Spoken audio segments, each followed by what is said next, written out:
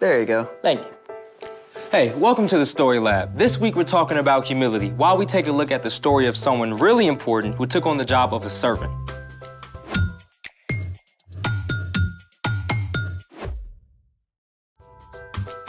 Hey, I'm Carter. And I'm Zeke. We're talking about humility. Which is putting others first by giving up what you think you deserve. I think you should go first and tell everyone what we're doing today. Oh, I couldn't possibly. You first. No, you. No, you. You. This is ridiculous. Agreed.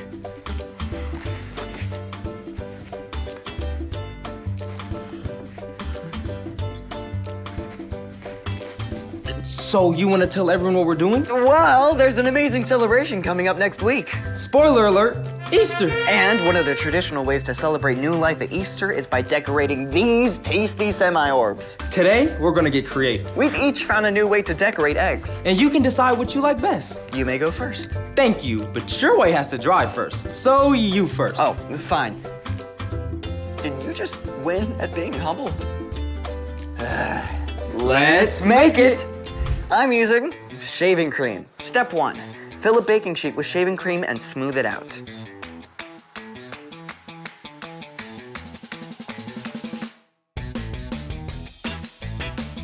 Step 2, drip food coloring all over the cream.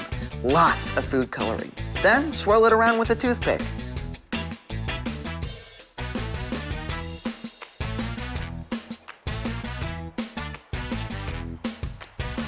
Step 3 is the really fun part. You're gonna need gloves for this. Take a hard-boiled egg and roll it all around in the shaving cream.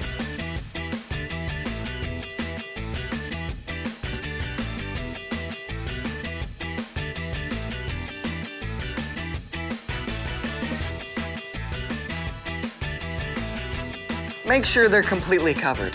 When you're done, let them dry for 20 minutes and you can do a bunch of different colors. Voila! Okay, so those may turn out kinda cool. But while they dry, let's try my way. Okay, step 1 is super simple. Just dye your eggs a solid color in the regular way, using hot water, food color, and vinegar.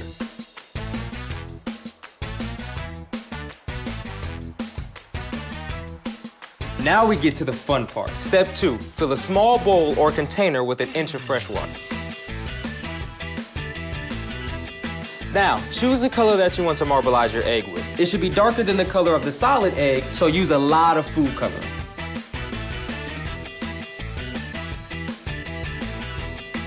Step 3, add 1 tablespoon of olive oil and stir it gently to create swirls and bubbles. Step 4, take the solid colored egg and place it in the oily water. Roll it around with a spoon and hold it in place for a few seconds here and there to absorb more color.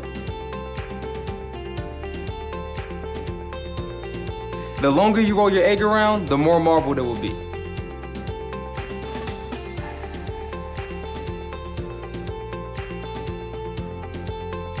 You know what, now I want to take them out and kind of just mix up the colors and just try to see where that goes.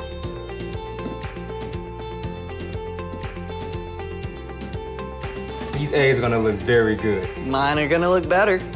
Are they dry? I think so. Want some help? Sure.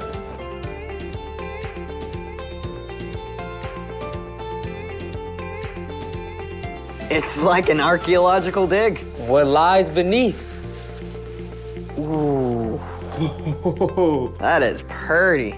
Look at this.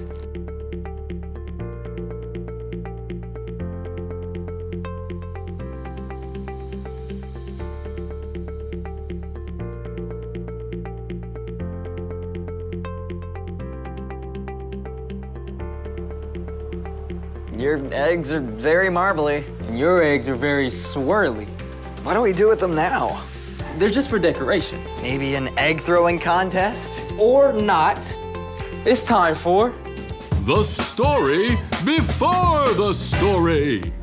Today, we're in John, the 4th book in the New Testament. But before John, in the very beginning, out of a deep, deep love, God made an amazing world. But when people turned away from God, the world was broken. God made a plan to draw people back into relationship. So at the right time, God sent a tiny baby to be born in the small town of Bethlehem, God's very own son, Jesus. When Jesus grew up, he began to travel from town to town, teaching and healing, At last, he made his way toward Jerusalem for the Passover feast. which is where our story starts. Take it away. Hey everyone, I'm Brian. Jesus was about to head into Jerusalem where great crowds were gathered for the Passover feast. He asked two of his disciples to bring him a donkey and her colt. They placed their coats across the colt to make a comfortable seat for him. Now, Bethany, where Jesus was staying, was only a short distance from Jerusalem. Jesus had walked hundreds of miles on foot, so why did he need a donkey for a measly 2 miles? Well, great kings often rode victoriously on a powerful war horse. But Jesus knew what the prophet Zechariah had written long ago. Say to the city of Zion, see, your king comes to you. He is gentle and riding on a donkey. He is riding on a donkey's colt. Jesus was showing that he was a different kind of king, a king who came to serve rather than to order people around. As the people saw him coming, they laid their coats on the ground and cut branches from palm trees. They called out, Hosanna!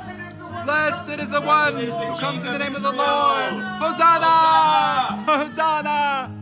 News about Jesus and the amazing things he had done spread all through the city of Jerusalem. But the religious leaders had been looking for a way to get rid of him and saw their chance. Jesus knew the plans of the religious leaders. He knew the time had come for him to give up his life. But first, he had a special message for his closest friends. As they ate the Passover meal together, Jesus stood up. He took off his outer robe and wrapped a towel around his waist. Then he poured water into a bowl and knelt down to wash his disciples' feet. The disciples must have been surprised, to say the least.